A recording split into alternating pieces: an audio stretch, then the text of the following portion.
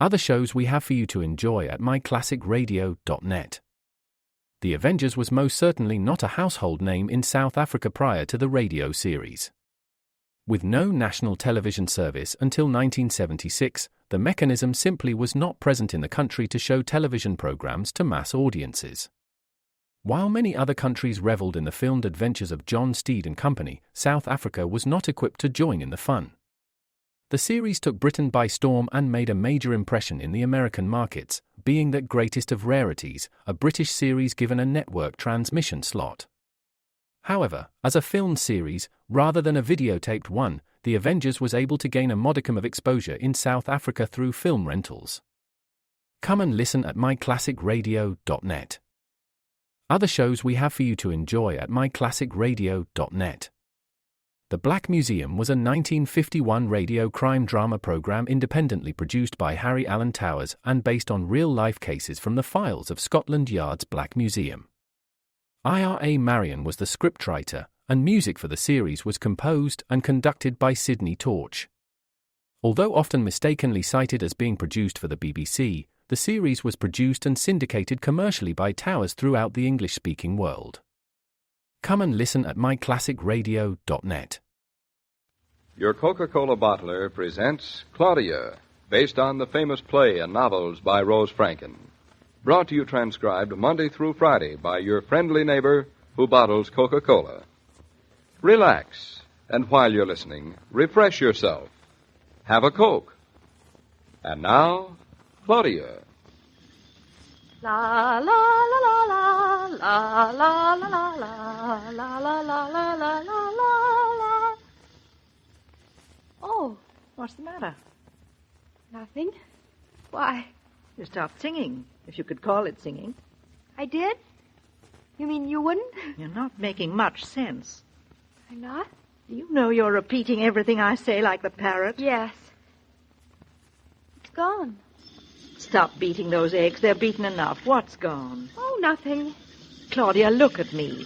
Tell me the truth. Did you have a pain? I think so. Oh, only I don't think it could be. Why couldn't it? It's high time. Oh, because it was practically nothing. Poof.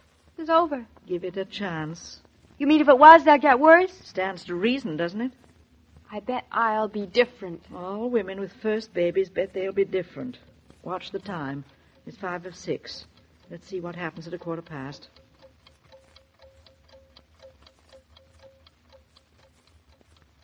1:15 and I'm feeling fine. Oh, dear. Oh, it's just imagination, I guess. Run along. You can set the table.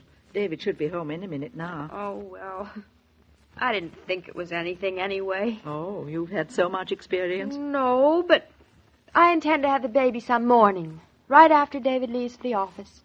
Not in the evening, just before he comes home. I see. You've got it all planned out. 1, 2, 3, just like that. Yep. In fact, you intend to kiss him goodbye some morning, and as he opens his office door, the telephone rings, and lo and behold, he has a son. And he says, what a remarkable woman my wife is. I never told you. How'd you know? I remember. You mean you with me? You mean all women are the same, fundamentally? Exactly. In your own words, all women bet they'll be different, and hardly any of them are. Well, what do you want to bet I'll be? Be what? Different. Now, what's the matter? Nothing.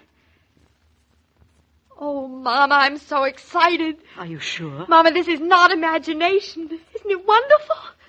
What do we do about David? What do you mean about David? I'd love to have him eat his supper in peace and not be all upset, the way you are. The way I am. Yes, your face is flushed and your chin is quivering and your eyes are shining like you were ready to have tears in them. You silly woman. You're crazy. Oh, I'm not finding fault, mind you. You don't have a first grandchild every day in the week. Thank heaven. Here's David. What do we do? Tell him, of course. He'll have to know sooner or later. Make it later and leave it to me, Mama. Just go ahead as if nothing's happened. Nothing has happened yet, and it mightn't for hours. That's why I'm going to try and get him out of the house before we go to the hospital. On any pretext. You never will, but I wish you luck. I'm going to phone Dr. Rowland now and get your suitcase packed. It's all packed except my brush and comb. Just phone the doctor and tell him I've had 2. Shh, here he is. Well, what's the idea of not coming out to greet me? Where are you going, Mother? To wash up before dinner. Any objections? Without even so much as good evening in my own home. This happens to be my home. You're just stopping here temporarily. Good evening. Fresh, isn't she? Very. Good evening, Claudia, my dear. Good evening, David, my dear. Did you have a pleasant day at the office? Yes, indeed. And you, my love, did you have a pleasant day? Oh, wonderfully pleasant, exceedingly pleasant, getting pleasanter every minute. Hey, come over here to the light. What's the matter? Something's going on here. Why? What should be going on? Your face is funny. Well, it's a fine time to discover it. It's the only face I've got. What's wrong with it? You're all flushed, and your eyes are shiny, and your voice is shaky. You are crazy. I'm crazy, am I? What are you trying to put over on me? Oh, you're just too darn smart. I wanted you to be surprised. Darling, after all these months, it could hardly be a surprise. Is it really true? I think so. Mama's going to phone Dr. Rowland. Oh, so she's trying to keep it a surprise, too? Yes. Don't let on you know and see how she acts. Look here, you're taking this like a picnic. It's the most wonderful thing that ever happened to me. Except marrying you. You're not a bit scared? What's to be scared about? David, you're not scared, are you? Me? Of course not. I'm like the Rock of Gibraltar. Children, I think we'd better sit down and eat right away. What's your hurry? Do you want to go to the movies tonight? The movies is right. That wife of yours is certainly in a good mood this evening, David. Yes, isn't she? But what's the matter with you? Me? Yes, don't you feel well? Your face is as white as a ghost. Oh, don't be ridiculous. Don't look now, Mama, but the Rock of Gibraltar is having a baby. What a coincidence. The three of us seem to be in the same boat. So we'd better get over to the hospital as soon as we can. Yes, I think we'd better. I think we ought to start. What time is it, David? Dr. Chafin wanted surgery. Dr. Chafin wanted surgery. Smells just like a hospital. What'd you expect it to smell like? I'll find out what room you're in, and we can go right up, I suppose. Sit down, Claudia, until David comes I'm back. all right, Mom. I don't have to sit. I think we were silly to rush off without supper. Don't tell me you're hungry. Certainly I'm hungry. Won't hurt you for once. It worries me that David hasn't had anything to eat. You either. Suppose you stop worrying about other people. Mama, look. See that woman going out? She's crying. There you go again. She probably has something in her eye. Or her husband's very ill. Or her child. Hospital's a nice, happy place for having babies, but not for operations. Or things. And we'll just be happy. I am. So am I. Have I any right to be, Mama? When that woman just went out crying? You have every right. Here's David back again. Sorry to keep you standing, darling. I had to fill out a blank. Come on, the elevator's just around the corner.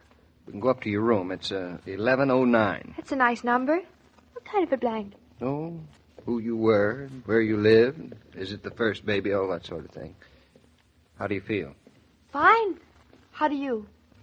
Just like a prospective father. Do you think anybody can tell to look at me? Yes. It sticks out all over you. You're positively strutting, isn't he, Mama? I'm too busy strutting myself. Here's the elevator.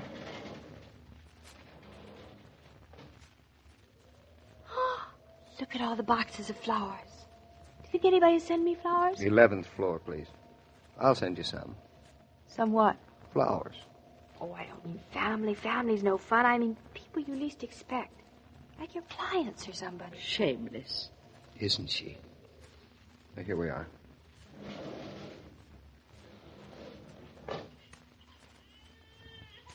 Oh, listen. A baby. This must be the maternity floor. Yes, it is. I'm so thrilled.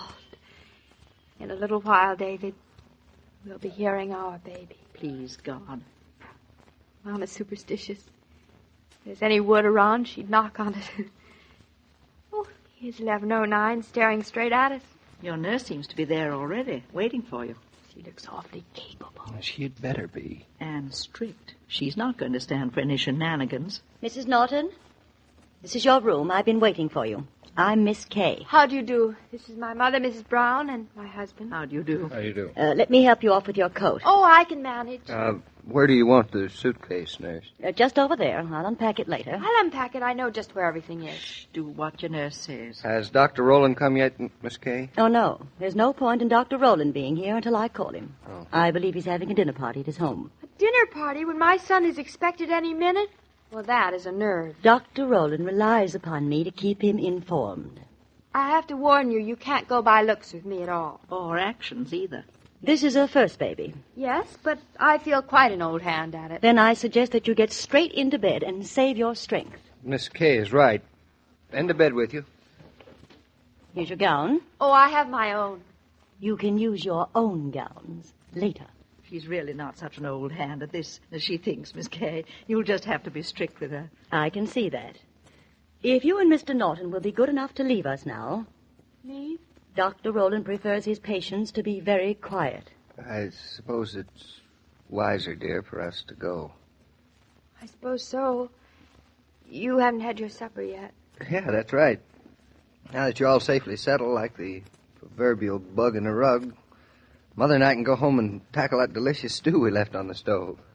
Eat some for me, too. We will. It'll keep up your strength. It's very wise of you both not to hang around. It'll probably be hours. Possibly not until morning. Oh, that's what you think. Now, don't argue, darling. Hop into bed and be a good girl. David, your hands are like ice. Well, nonsense. There's nothing to be nervous about, really. Of course there isn't. Why don't you and Mama go to the movies after supper? Excellent idea. Yeah, we'll do just that. So long, darling. So long, David. I'm so glad you're going to have dinner, really. Go out and take your mind off. That's what I reckon. Be good. Let who will be clever. So long, Mama. In a little while, it'll be hello, Grandma. That it will. Now, if you're ready, Mrs. Norton, I'll help you out of your dress. Oh, I can manage myself. Bye, David. Goodbye, Mama. Don't worry about anything. I'm fine. Sure. Sure, we know you're fine. Well, that's that. She breaks my heart. Mine, too, a little. I've tried to tell her that even when it's easy, it's pretty hard, but she thinks she's different. Yeah. I thought I was different, too. I didn't think it was going to hit me this way. I have a confession to make, David. I didn't either. I'd schooled myself to take it very matter-of-factly. And you're not, any more than I am. I guess that's one of the comforting things about human nature, Mama. You mean none of us is the same, but we're all alike where it counts. That's it. Well, what do we do now? I'll wait. You go on home and have your dinner like Claudia said, Mama. Nothing of the kind. I'll wait and you go home. Come on, Mother. Who are we bluffing? We'll wait together. It's 8 o'clock. Might be a very long wait, David. I suppose you realize that. I do, Mother. The sounds of those church bells make me feel like praying.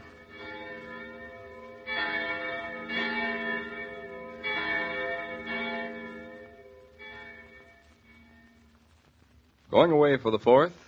Or are you planning a picnic or some other festivity nearby? In any case, bear in mind that you're likely to have a better time if Coke goes along. Better order Coca-Cola today to be sure you have enough on hand. Of course, if you're driving, you'll find Coca-Cola anywhere and everywhere along the highway so that you may drive refreshed. Well, Mr. King, all we can do now is wait. Well, I trust it won't be too long, Mrs. Brown. A grandson is worth waiting for. Yes, you're very philosophical. There's nothing else to be. How's David taking it? Seems to be fine.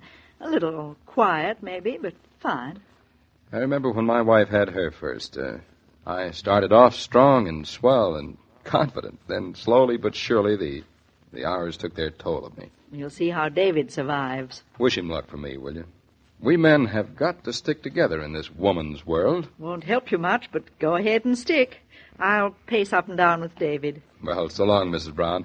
I'll be back tomorrow and join in on the pacing, if you don't mind. On the contrary. See you tomorrow, Joe. Right here in the corridor outside Claudia's door. Well, good luck. Goodbye. As I was about to say, every day, Monday through Friday, Claudia comes to you transcribed with the best wishes of your friendly neighbor who bottles Coca-Cola. So listen again tomorrow at the same time. And now this is Joe King saying au revoir. And remember, whoever you are, whatever you do, wherever you may be, when you think of refreshment, think of Coca-Cola. For Coca-Cola makes any pause the pause that refreshes. And ice-cold Coca-Cola is everywhere. This broadcast of Claudia was supervised and directed by William Brown Maloney. And now here's a word from your friendly neighbor who bottles Coca-Cola. No, not now.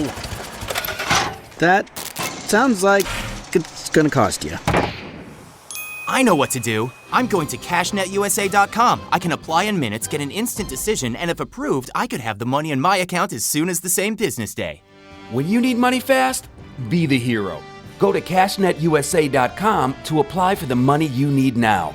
The exact timing as to when your loan funds will be available will be determined by your banking institution.